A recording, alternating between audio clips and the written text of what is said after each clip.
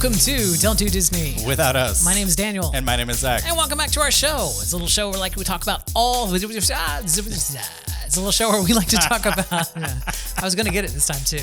You know, this was going to be the time that I got it absolutely perfect. It's a little show where we like to talk about all things Disney, including the theme parks, the streaming services, the movies, the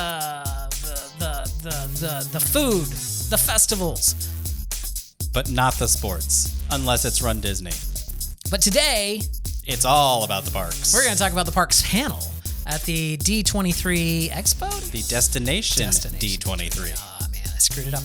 Destination D23, which just happened right here in Florida over this past weekend. We were not there. We were not there. It sold out real fast. But I feel like we didn't miss much. Like we sat here on the couch and watched it. It was probably much more comfortable than the ballroom at the Contemporary. And let me just say this. Before we even get started. We have watched many things streamed by Disney. And they all suck. And I don't know if the person calling the shots in the control room, you know, like, take camera 2, please, camera 3, can I have camera 3, can I have a wide? Whoever that person is, I don't know if he's related to someone and can't be fired, or he's just terminally ADHD or whatever, but they're always focusing on something where nothing is happening. It wasn't just us, people who were on the internet live streaming and live watching were like, who is filming this? Someone's 7-year-old niece? I would much prefer, especially for like the fireworks shows and stuff, I would much prefer like a lockdown camera from a great vantage point. Put a camera on top of the Main Street train station. Yeah, let me see it. Anyway, we're going to talk about the parks panel announcement, which happened at Destination D23. I got it. Where Uncle Josh came out and gave us all kinds of announcements. So we've broken them down into several different sections. I'm sure by this point you've already heard everybody's take on a lot of these things. You're going to get ours. We're not going to talk about most of the things that we already knew. You know what I'm saying? Like Moana's opening date and things like that. We're not going to discuss those. We'll talk about the new things. So here's, real quick, this is what happened in the Parks panel announcement. These are the things that are happening. Like, these are projects that are underway, actual things happening to them. Ahsoka coming to Star Tours next spring. Still won't get me to ride Star Tours because I don't want to get shaken around in a box. Asha is coming to Epcot as a meet and greet. Okay, that's the main character from their new film Wish. Okay. Also Disneyland and Disneyland Paris. Tiana's Bayou Adventure. We got to see some of the animatronic work that they were doing. They showed us Lewis, the trumpet playing alligator. I was going to say crocodile. I wasn't sure if he's a crocodile or an alligator. The Galligator? Yeah, the Galligator. And I feel like I heard Dallin say that it's not a projection face, but then when I was looking at the sculpture, his face isn't there yet. It's like, it very well could but be. There's still a lot of work, and I know that we predicted that we were going to get an opening date for Tiana's, but they still have a long way to go. We do have an opening date. It's late 2024, right? Yes, but we were thinking we were going to get the actual date. No, not this far out. Hatbox Ghost at Magic Kingdom is coming in late November. We got that. And Disney agrees with us. What? That the Hatbox Ghost can appear wherever he wants because he's not a happy haunt and doesn't need Madame Leota. There was a great moment on stage when Uncle Deadly asked the Imagineer, talking about the Hatbox Ghost, if the Haunted Mansion had 999 happy haunts and there were room for 1,000, does the Hatbox Ghost fill that quota? Which I'm, staged question so that Imagineering could answer that question of like, no. Turns out the Hatbox Ghost is not a happy haunt. He's a poltergeist, so he doesn't count towards that total. And it also explains why he shows up early in the ride. Anyway, so and thank you, Disney. That's it. Thank you for believing in us and agreeing with us. An Imagineer said it. I believe it. It's lore. Okay, moving on. Avengers Camp, it's their new e-ticket ride over there, which is some multiverse thing. We got to see what their ride vehicle looked like, which to me just looked like the Guardians vehicle. It looks like if Guardians and Ratatouille had a baby, that was kind of like what the ride vehicle looked like to me. So it was technically just concept art, but So, it could change, but everybody seemed to think that the Avengers e-ticket was dead. Yeah. But it's back. Yeah. So the Country Bear Jamboree is getting an update next year, a brand new show, all new music, all new show, same old bears. Daniel is very hopeful that in addition to refreshing the show and the songs, they're going to refresh the animatronics so that they're not louder than the soundtrack. Or at least put some oil in them. The Country Bear Jamboree. World Celebration is opening in December, so those construction walls finally coming down in December at Epcot. We can walk straight through from Spaceship Earth to World Showcase again? I'm going to do that so many times. I'm just going to keep doing it. After so many years of going the long way around. Like, we're running a race there. Oh, that's in November. I was going to say, I'll just go off the race course and just keep running back and forth underneath Spaceship Earth. What are you going to do? Kick me out? Soarin' Over California is returning for a limited time and starting on September 22nd at Epcot. They've done this before. This is just going to be a limited run of Soaring Over California. In fact, we were just at California Adventure earlier this year, and Soaring Over California was there. So they do the same thing. They kind of rotate them. And let me tell you, I'm sorry to everyone who loves Soaring Over California. And I think I said this in our vacation recap video. Yes. That film is showing its age very badly. Okay. I don't know what was showing its age in it. What, the golfers? It looks dated. It doesn't look current. As you're just going through it, just gonna point to, those golfers are all dead now. They might very well be. Journey of Water Moana meet and greet is happening starting on October 16th at Epcot. And that is Journey of Water and a Moana meet and greet. No, it was all together. It's like Moana meets you and she shoots you in the face with water. Journey of Water, October 16th. We're doing our annual pass preview on the 5th? 25th. September 25th. Oh, September 25th. I always think it was like October 5th. Okay, September 25th. The new nighttime show at Epcot has gotten a absolute date, December 5th. That's where the 5th came from in my brain. We've already made our park reservation for December 5th. Even though technically we don't need it, we'll probably still take the day off and go over early and get a good spot. Are you kidding? I'm sitting by the World Showcase at like 11 a.m. I'm just going to be sitting right there. In the non-shade. Yep. Just in the shade. I'll give you an umbrella and the sunscreen and go have fun. Okay. The name of the show is called Luminous, The Symphony of Us. This was told to us by someone called the President. He wasn't introduced. It was a Sam Eagle, Dr. Bunsen Honeydew moment on stage. And they said, we'll get the president to call, settle this. And then wait, they got Joe Biden to come in? They brought out the president of Walt Disney World, but they didn't say that's who he was. Nor did they have his name on the screen. You have to Google this crap to find out who this guy was. I feel like it would have made more sense to have the person who's in charge of Epcot. Yeah, the president of Epcot. Anyway, Figment meet and greet opens on September 10th, which is yesterday. So it's already happened. And it had 3.5 hour lines. All right, so I want to talk about a couple of these things. Very excited about the Country Bear Jamboree. I grew up with that show, and I used to, the kid version of me remembers that show being awesome. Like, I would go back to school. I'd tell kids, there's bears that come out of the ceiling and they're like on trapezes and they're singing and they're great. And there's a buffalo on the wall and he sings and he talks and is like, so I loved the Country Bear Jamboree growing up. It has definitely aged poorly. As Zach alluded to, the only time I've ever taken him to the Country Bear Jamboree, we couldn't quite hear the music because the animatronics were so loud. It's like their mouths moving and hands moving were making more noise than the soundtrack. I feel like the Tiki Room has the same problem. It does. And you know what? Honestly, Country Bear is an opening day attraction and it could use a refresh. So I'm very happy that they're doing this. And they showed us a clip of one song being recorded in the studio. It was Bare Necessities. Yep. And it sounds like, although it wasn't necessarily confirmed, that they're going to be doing covers of mostly Disney songs. Actually, it was confirmed. Josh said they're going to be doing. No, who was it? It was the guy that was talking. He was also at the last D23. Anyway, the guy with the glass. Anyway, when he said they're going to be singing Disney standards in a variety of country styles, include rockabilly, blah blah blah. He specifically said Disney songs. I didn't remember if they confirmed the entire show was going to be. Well, okay, so yes, Blood on the Saddle is gone. Sorry.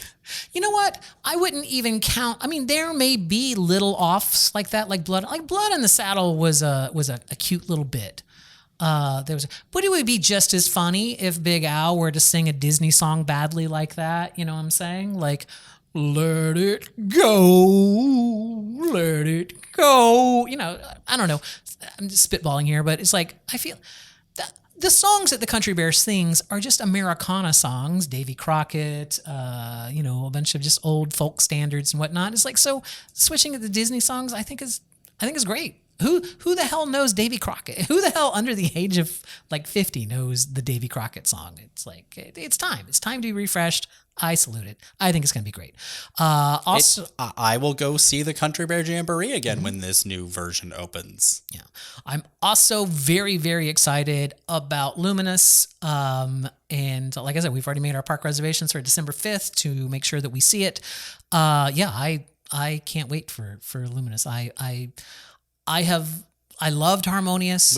We will die on the hill that Harmonious is the best nighttime show that Epcot has ever had. Yeah.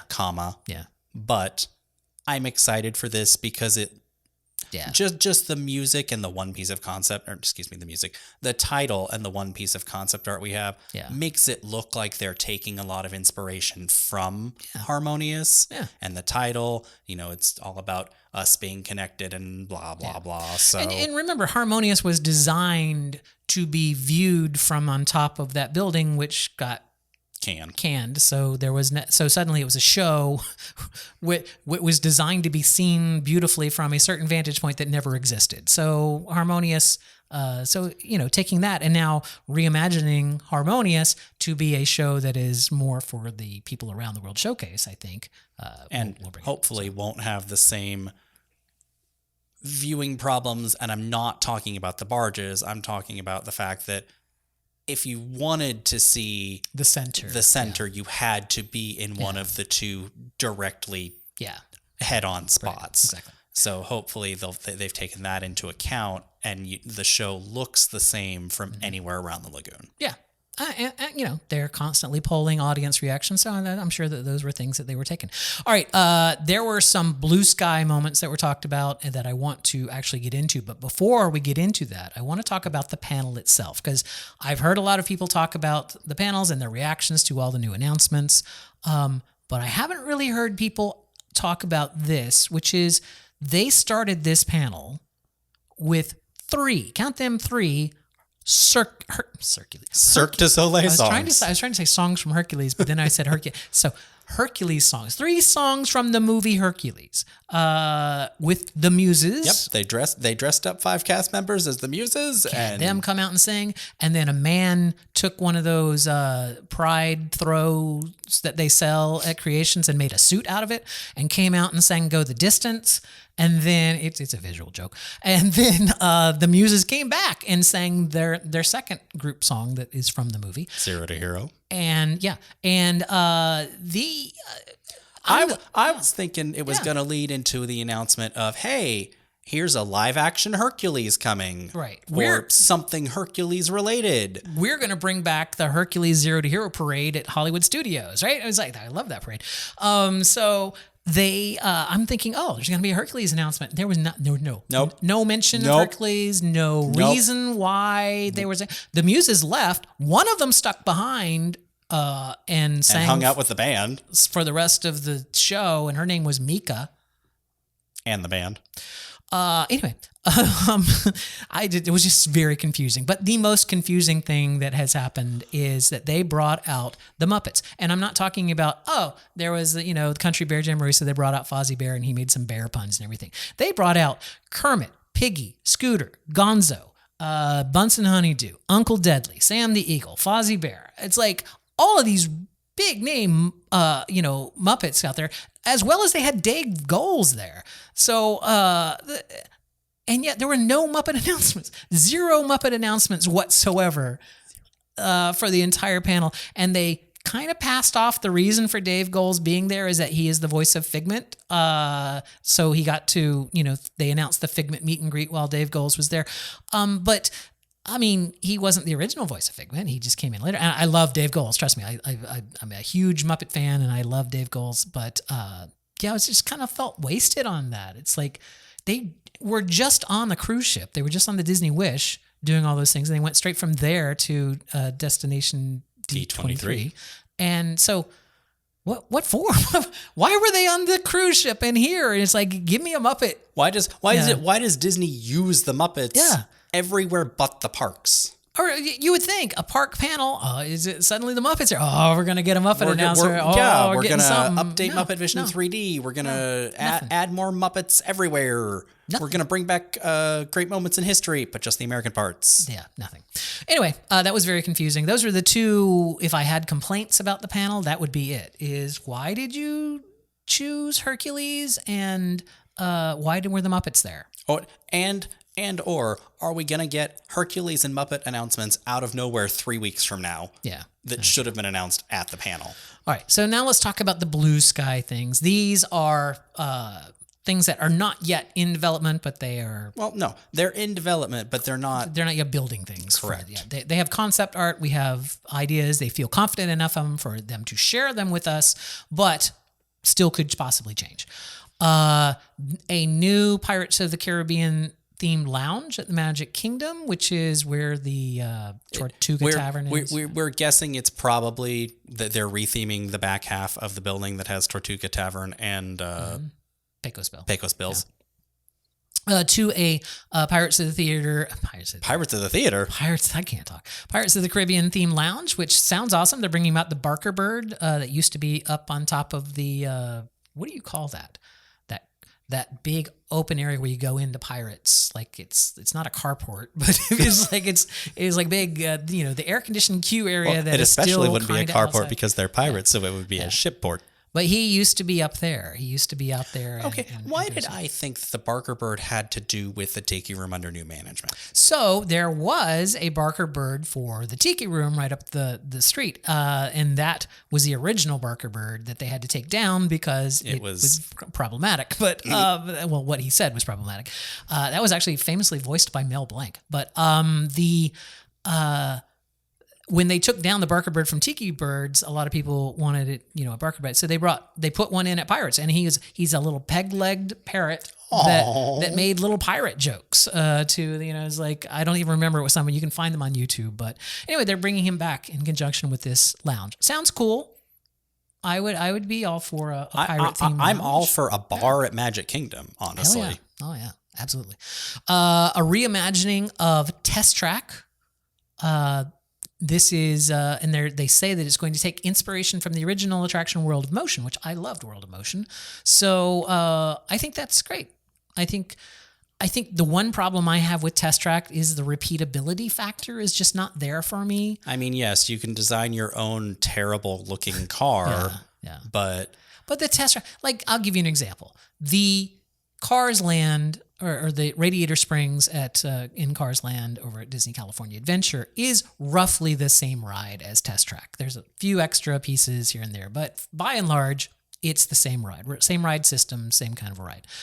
I can ride that thing over and over and over. I love seeing the Cars characters and stuff like that.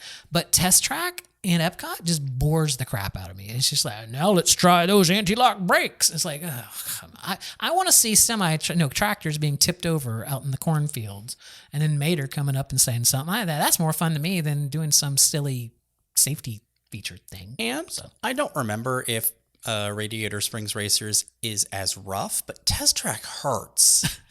All the stops and starts. I already have neck and back problems. Can you not make them worse, Disney? We did get a mention of the behind Big Thunder Mountain Blue Sky. Wow. The Beyond Big Thunder Mountain Blue Sky? Beyond Big Thunder Mountain Blue Sky is still happening. Yeah, and they talked about that at the California event last year, the D23 Expo. And they brought it back up. They're saying, hey, this is still happening. And in fact, Josh even said, for the next decade, the Magic Kingdom is going into overdrive. It's going to be the biggest expansion in the park since New Fantasyland, which took over the employee parking lot as well as the 20,000 Leagues Under the Sea to give us the Seven Dwarfs Mine Train and the Belle Adventure and the Beauty and the Beast restaurant. That whole area back there. And Ariel, an Ariel Adventure. All of that stuff used to be, not part of the kingdom. It was a brand new expansion. So that means the expansion that they're working on back there beyond Big Thunder is going to be bigger than that. So that sounds awesome. It was like, I was telling Zach, it's like, you have to expand the Magic Kingdom because no matter what you do, more people go to the Magic Kingdom than any of your other parks. The closest competitor to it, like Epcot, is not even, it's like 6 million people less a year. It's like, so you just have to make the kingdom big because people have shown no matter what, if they only have one day to spend at Disney, they're going to go to the Magic Kingdom. So that's got to be the park that eats people. Yep. Otherwise, you're going to start turning people away at the door, and that's not good. So yeah, Blue Thunder, Blue Sky is happening. They didn't give us new announcements on that. They just wanted to let us know that it was happening. It is still happening, and it's further along in development than it was last year, and it's going to be big. And I think the reason they had to bring it up is because they made another announcement. I'm going to swap these two. They made another announcement that the Dino Land retheme happening over at Animal Kingdom may include an Encanto attraction. So you had to bring up the Blue Sky from Big Thunder because it famously had a Coco, Encanto, and the villains. Yeah, it had kind of like this Encanto house thing back there. So they clearly had taken the Encanto house attraction. And they're thinking about moving it to Animal Kingdom. Where they were going to put in a Moana attraction. So this, and it looks kind of cool. If this all comes to fruition, they're definitely renaming the land to Tropical Americas. Right. That of the things announced for the Dino Land expansion, the tropical Central South America theme seems to be pretty much set in stone. Yeah. It's not official, but it feels like it's going to be. Which makes sense because every area at Animal Kingdom is named after a place, except for Dino Land. Right? Dino Land is the one that's not a place. Right. So you had Africa, you have Asia, you have Pandora. Now you have Tropical Americas. Anyway, and they're talking there about possibly reskinning Dinosaur here to Indiana Jones, which again, I am all for because Dinosaur has aged poorly. And they're the same ride. Same ride system. Although different ride vehicles, importantly, because one of our ex-Imagineer friends was mentioning that the California ride system for Indy uses a weird hydraulic system that breaks all the time. And they managed to fix that when they did Dinosaur here. So upgraded cars. So maybe we'll get an upgraded Indiana. And you know what? Just because it's Indiana Jones doesn't mean it's going to be an exact copy. Maybe it'll be something new and interesting. So yep. Yeah. Those two things are still they've got a ways to go. Yeah. And finally, they told us that there is going to be a new Tree of Life show replacing A Bug's Life, and it's going to be a Zootopia based show that will take you to all the biomes of Zootopia and has the same uber nimble animatronic Clouser that they have in the Shanghai land. Shanghai Zootopia land. So this Hauser's the cat cop, right? And so he's the desk guy. Anyway, so he's going to be like your MC for the show, and it's going to be an animatronic. So that'll be cool. They made a few announcements at International about the international parks. These were mostly done in forms of videos. We got a sneak peek at the World of Frozen in Hong Kong Disneyland. It looks really pretty. It does at night. We got a look at Fantasy Springs at Tokyo Disney Sea, which is going to have 3 new attractions. Peter Pan something. It's not Peter Pan's Flight, so it's right. It's a new Peter Pan attraction. Peter Pan attraction, and then a couple other things that I don't remember at the moment.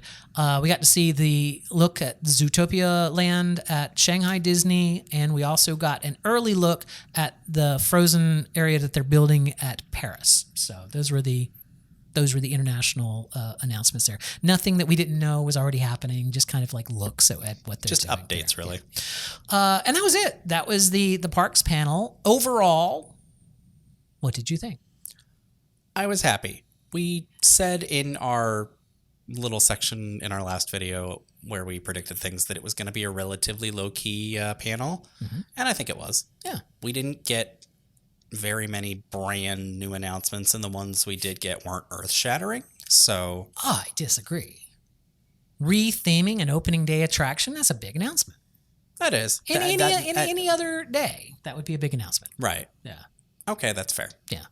I feel like that stands out to me as the one thing that oh, cool. It opens. Did I mention that? It opens next year. So the redoing of the Country Bear Jamboree. That sounds awesome, and that's brand new. And I wasn't expecting it. Hadn't heard anything about it. Caught me completely off guard. Nobody had that on their bingo cards. Yeah. So yay for them. The rest of the stuff we kind of all knew about, or it's just things that are kind of make sense. Whatnot. No, I was happy with it. Yeah, I like the park panel. I don't know why a company so rich in the entertainment field.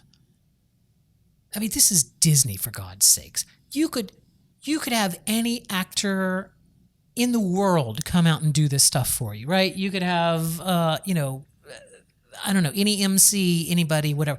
We get the Josh D'Amaros and these Imagineers that come up on stage, and it's great that they're there to tell us about things, but then they try to do these skits and these show elements, and they just don't work very well, and there's always something weird about them, and it's almost cringy. Daddy Josh is pretty. He's not an actor. Yeah, I would rather Josh stick to the PowerPoints and cracking the little jokes there. But when he tries to interact with the Muppets and have when a script is written where a character is supposed to interrupt the other one, and so that person's line is, but then I said ... because the other person is supposed to interrupt them, but there's clearly a pause because the guy doesn't know to interrupt him on time, and the other person can't vamp. You know what I'm saying? Those kind of things that wouldn't happen with professional actors that definitely are happening with real world people like that. So I mean, but if that's the worst that I could say, right, then I live a charmed life. So that's what it. No, I was very happy with the parks panel. I thought it was great. It was well worth getting up early in the morning to watch. Not as early as our friends in California who got up and watched it. It's true. But I'm super excited to see the new fireworks show, or nighttime show. I'm super excited to see all of it, really. Like all of it. I want all of it now. It's like I want the new Encanto thing right now. It's your park stuff and you need it now. I do. Give it to me. All right. That was it for the parks panel. Do anything else to add before we move to our heroes and villains? Nope. This is an even show. So we are, episode 14. So we're going to go with our heroes first. It's also written right there. I'm sorry, what? Yeah, no, I could cut his. Yeah, it's all right. I'm sorry, I was just speaking to our producer over there. Anyway, heroes and villains of the week. Go ahead, Zach. Who is your hero of the week?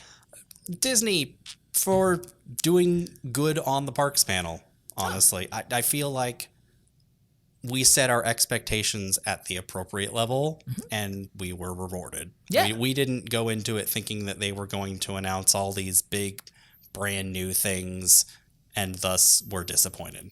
I feel like the opposite happened at the end of the day on the Epcot Park panel, where they announced nothing, and they just were a bunch of people looking at slides and talking. And to be fair, when we heard what we heard of that, we were driving over to some friends for dinner, so we didn't actually see it. Yeah, so I'm assuming it was more interesting to watch than it was to listen to, because to listen to, God, it was boring. Yeah, that was horrible.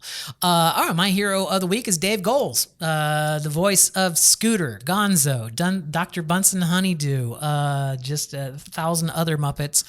And Figment. And now Figment. But the Dave Goelz is a legend, man. He's just all of those original Muppeteers. Frank Oz, Jim Henson, Dave Goelz, all of them. Carol Spinney, I can go on. But yeah. And they, during the interview section with Dave Goelz, they were showing some old pictures of Muppeteers, and just, God, it was just so cool, to see Frank Oz and Jim Henson, as 30-somethings, laying down on the floor with these puppets. Also, I really, really like the little puppet mobility thing that they have. I don't know. You could see it on some of the camera shots. They have like these, you know how a toddler, when they're learning to walk, sits in one of those wheeled thing, has wheels all around it and they can spin and go wherever. That's what those Muppeteers sit on when they come out. So they're walking with their legs, but they're sitting so that they can hold the Muppet up above their head. And they're like little crab walk with these big industrial, plastic things with wheels on them that they could spin around. And it was really cool to see. So a little behind the scenes stuff there. Anyway, Dave Goelz, my hero of the week. Who was your villain of the week? Disney. For bringing out the Muppets and using the Muppets for an hour and a half and not announcing a damn thing with them. It did suck. I will agree with that, yeah. Disney, why do you hate the Muppets? So much. Why do you hate them so much? Please. Bring back the great moments in history. But just the American parts. My villain of the week. All right. Part of the new Country Bear retheme, they made some artwork. It was like an old Opry, a grand old Opry poster, like kind of a cast thing. Poster. Yeah, that you might have seen back in the, I don't know, back in the olden days. In the olden days. In the time period in which something in Frontierland takes place. The eagle-eyed viewers noticed that they had renamed one of the bears to Romeo McGrowl.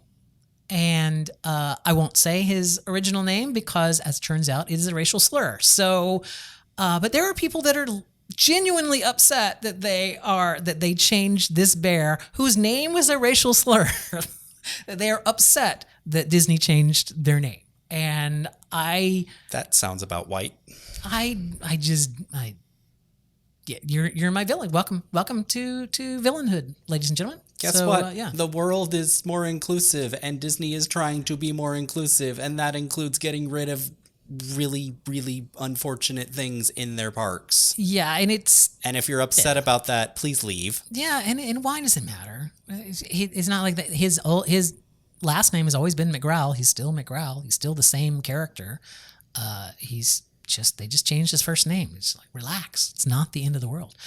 Anyway, that is our show. I hope if you have some comments from the Parks panel, if you disagree with us on what we're excited about and you think that it's super exciting to see Asha, then let us know in the comments. If you're watching this on YouTube, you can leave a comment down below. And to be fair, we know nothing about Wish because it's not out yet. Yeah. We could see it and immediately want to go meet Asha. So...